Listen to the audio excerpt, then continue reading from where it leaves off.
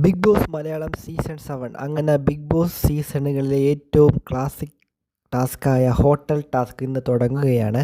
Big boss വീട് ഒരു ഹോട്ടലായിട്ട് മാറുകയാണ്. അതിഥികളായി എത്താൻ പോകുന്നത് ഷിയാസ് കരീമും അതുപോലെ ശോഭയും റിയാസുമാണ്. അതിൽ ഇന്ന് കയറാൻ പോകുന്നത് ഷിയാസും അതുപോലെ ശോഭയുമാണ്.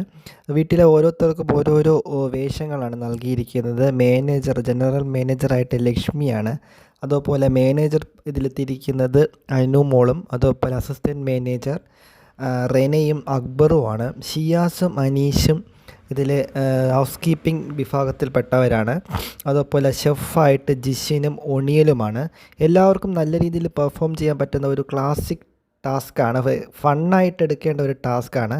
ഈ ടാസ്ക് ഇനി എങ്ങനെയാണ് മുന്നോട്ട് പോകും എന്നുള്ളത് നമുക്ക് കണ്ടറിയാം. ആദിലയാണ് ഈ ഹോട്ടലിൻ്റെ ഓണറുടെ മകളാണ്.